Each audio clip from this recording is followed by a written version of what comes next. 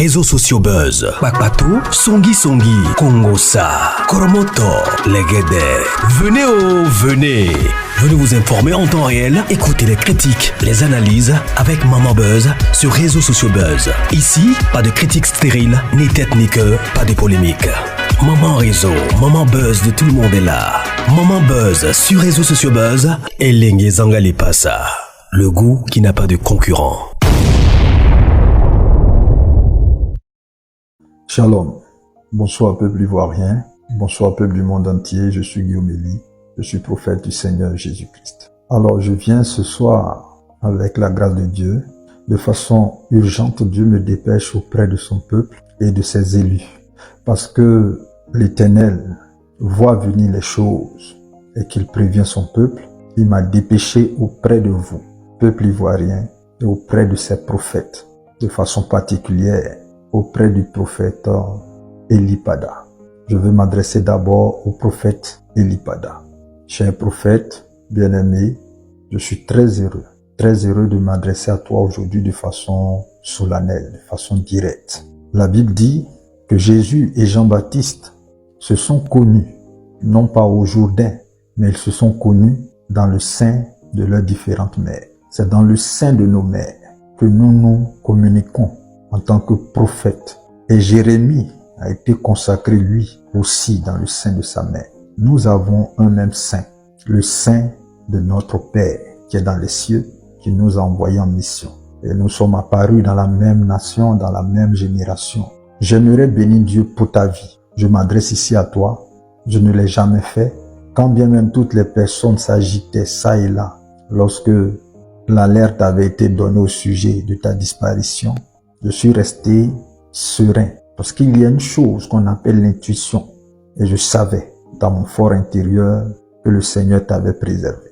En 2023, au mois de novembre, déjà en octobre, j'étais rentré dans un temps de prière et Dieu m'avait révélé que l'ennemi cherchait à mettre la main sur toi. Et j'en avais parlé l'une de nos séances d'intercession pour la nation. Et nous avons prié pour ton cas. Et nous n'avons cessé de prier jusqu'au jour où tu es réapparu et nous nous sommes réjouis de cela. Tu es un combattant de la liberté. Tu es un prophète authentique du Seigneur. Le Seigneur m'a montré ton cœur. Le Seigneur m'a dit que tu es fidèle. Le Seigneur m'a dit que tu es persévérant. Le Seigneur m'a dit que tu l'aimes. Il m'a dit toutes ces choses à ton sujet. Je le dis, nous nous connaissons en esprit parce qu'un prophète connaît un autre prophète. Jean-Baptiste a dit, celui qui m'a envoyé en mission pour baptiser dans les eaux du Jourdain. Il m'a dit, celui sur qui tu verras l'Esprit descendre. Donc Dieu lui avait donné un signe. C'est lui dont je t'aurais parlé, comme mon Messie, comme l'agneau de Dieu. Alors Jean-Baptiste était dans l'attente et lorsque Jésus s'est présenté, il l'a reconnu immédiatement à cause du signe spirituel qui était sur sa vie. Dieu, notre Père, qui nous a envoyés dans cette génération pour apporter un message de réveil, un message de révolte, un message de repentance, m'a dit, sors rapidement, va rapidement, interpelle mon prophète et interpelle mon peuple. Je dis, mais Père, pourquoi un si soudain empressement? Il me dit, va dans la parole de Dieu, je vais te parler. Alors, cette parole de Dieu, nous allons la lire ensemble. Nous sommes dans Exode, le chapitre 32.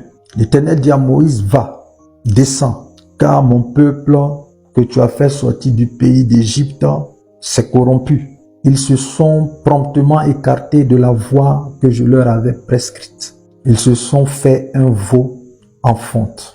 Ils se sont prosternés devant lui et lui ont offert des sacrifices.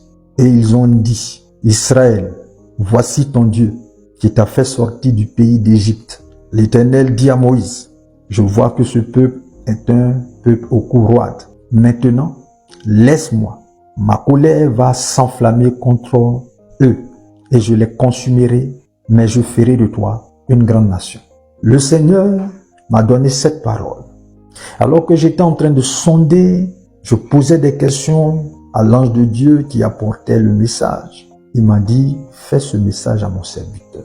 J'ai vu toutes ses qualités J'ai vu les tribulations dont il a été victime.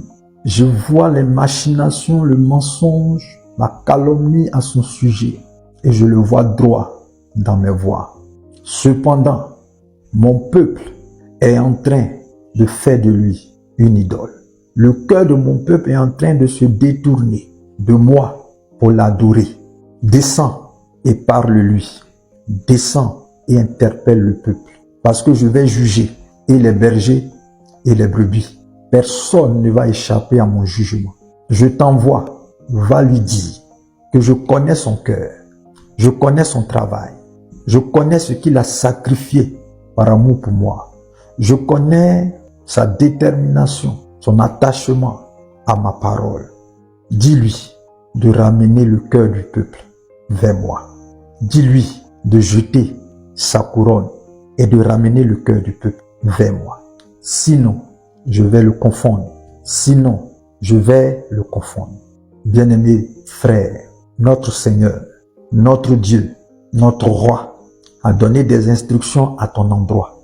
Il m'a montré une image, une vision dans laquelle tu conduisais des rois, dans laquelle tu te répandais dans les nations, dans laquelle ton message avait de l'impact. J'ai vu sur toi des anges descendre, des manteaux nouveaux qui n'ont pas encore été manifestés dans les générations d'avant nous, s'activer sur toi.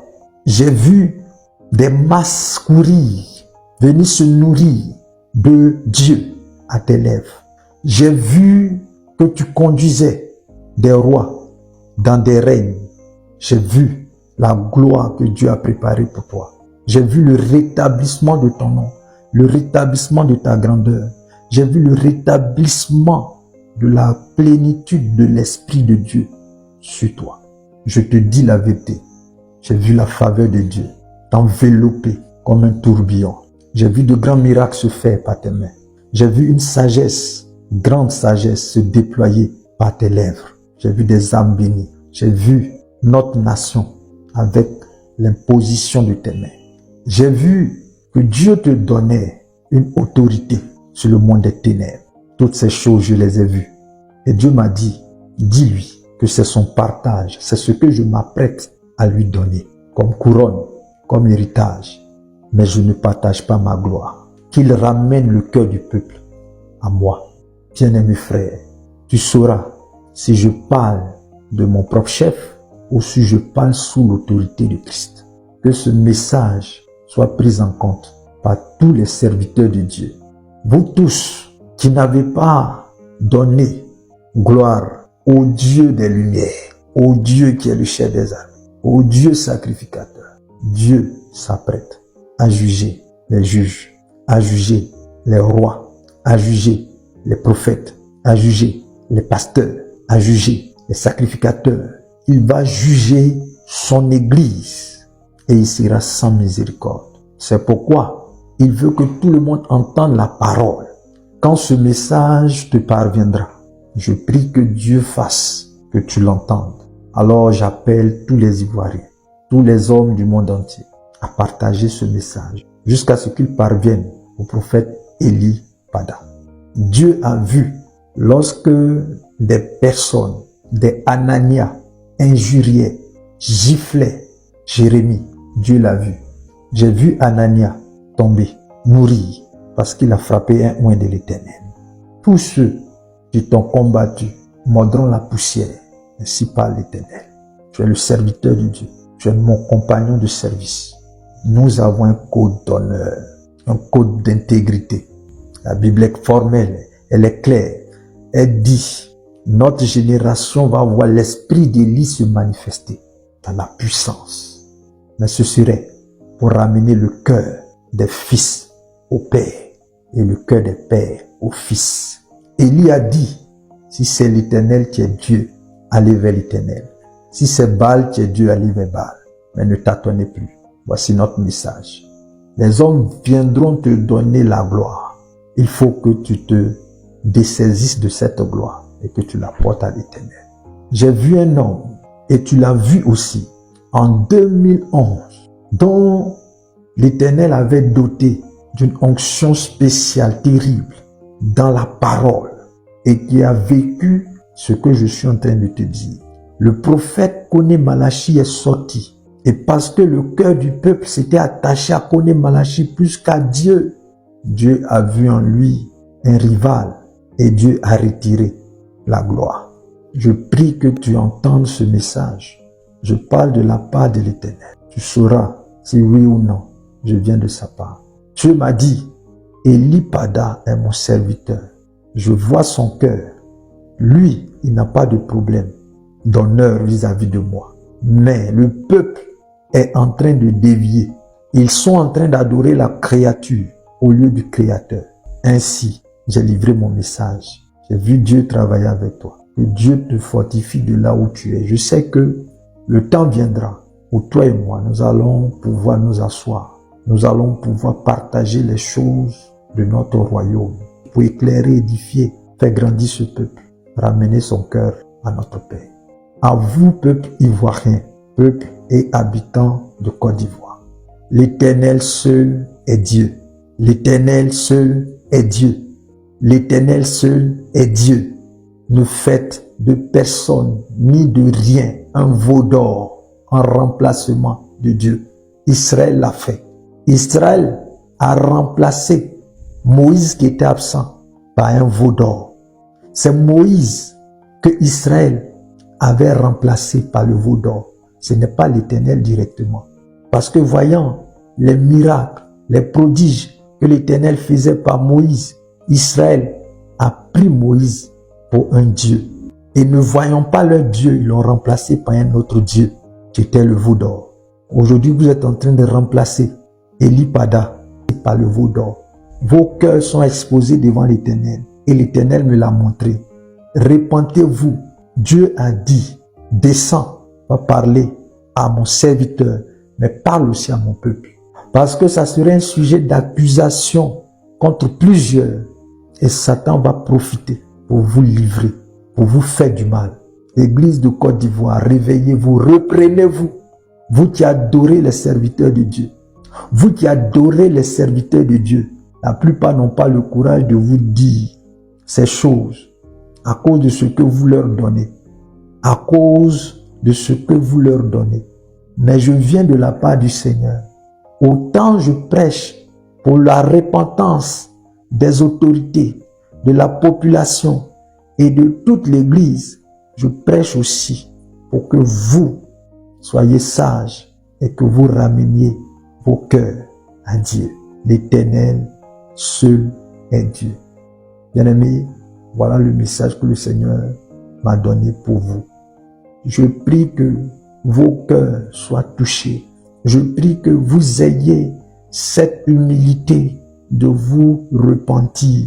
Si vous êtes dans ce cas, enlevez ce signe, cette marque de condamnation qui est sur vous. Parce que Dieu l'a vu. Dieu m'a interpellé. Cette parole s'adresse à moi. Elle s'adresse à moi aussi. Une année, j'avais commencé à apprécier un certain homme de Dieu en Côte d'Ivoire.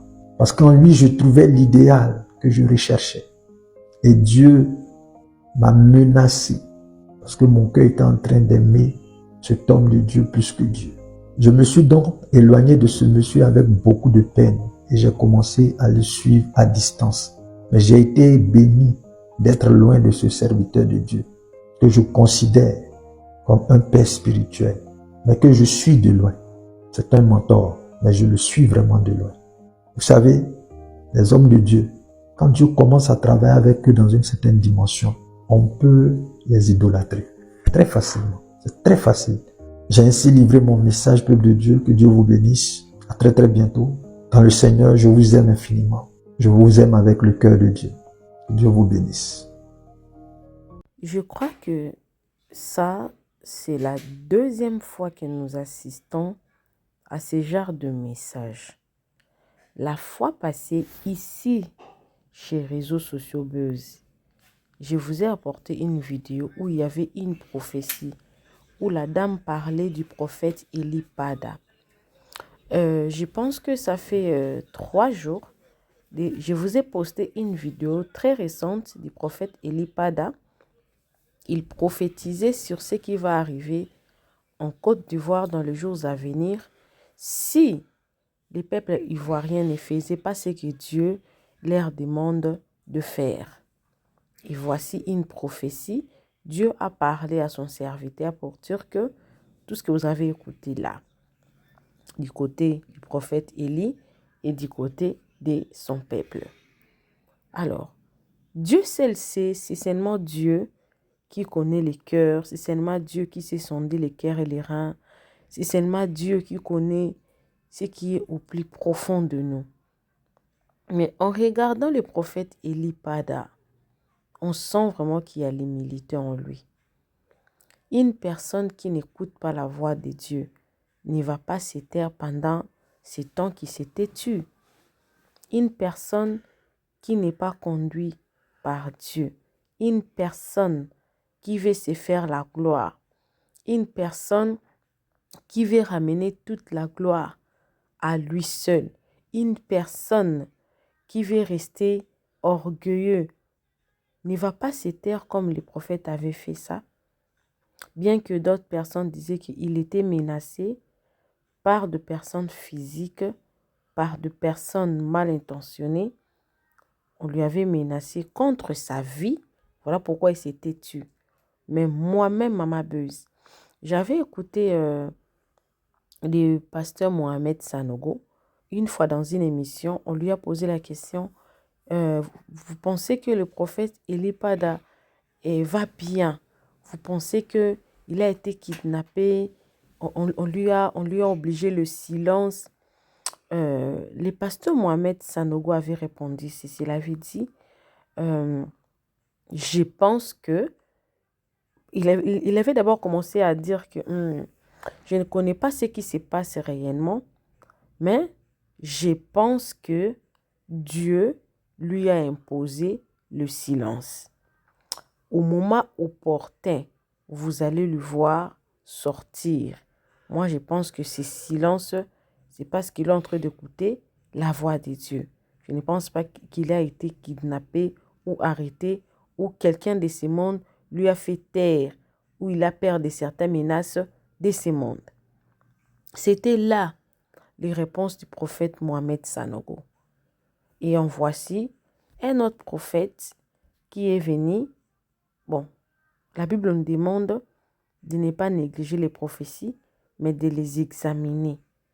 Je vais examiner ça dans 2 phases, dans 2 volets. Le premier volet, je ne dis pas que le prophète ici qui vient de prophétiser sur le prophète Élie Pada n'est pas un vrai prophète. Sauf que, au moment où nous parlons, c'est devenu de plus en plus rare qu'un prophète, qu'un homme de Dieu dise des choses aussi clairement, audiblement, des choses que d'autres personnes ont peur de dire ça ouvertement comme ça. Mais que le prophète Élie Pada le dit ouvertement, à haute voix. Ne pas craindre pour sa vie. Il s'est dit, si on me prenait, si je mourais, eh bien, je mourrais pour Dieu. Mais la personne dit des choses concernant un pays, le président, le gouvernement. Il parle. Et que cette personne-là, il est libre, il se promène. Si ce n'est pas Dieu qui lui a dit de dire. Avec le pasteur d'aujourd'hui, qui sont devenus, ils ne disent plus rien clairement comme ça. Il y a même certaines prédications dans les églises, on ne le prêche même plus, au risque de perdre quelques membres de l'église.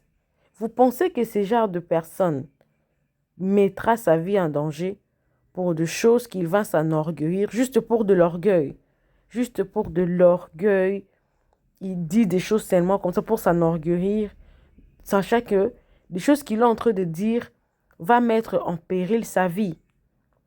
Ça, c'est la première question et le premier volet. Le deuxième, c'est que, vous savez, dans le monde dans lequel nous vivons, les gens n'aiment pas voir une personne être élevée. Vous avez vu le pasteur de Kanguka. Ce pasteur-là, quand il était parti au Cameroun, on a dit toutes sortes de mal sur lui. Toutes sortes de mots.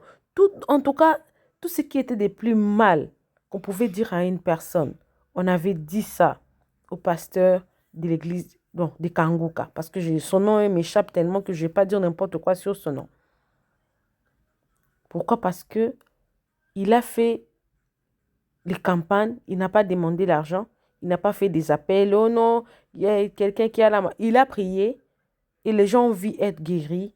Les gens eux-mêmes ont donné de leur propre gré. Lui, il n'a pas fait l'appel de fonds. Il a prêché la parole de Dieu et il a invité les gens à prier. Mais les répercussions étaient, il est des sciences occultes, il est ceci, il est cela. Deuxième volet de ce qui est ma compréhension, peut-être aussi, ça peut aussi être la jalousie. On voit que Dieu est en train de parler. Le prophète Élie est resté humble et on crée une chose sainement pour le faire taire.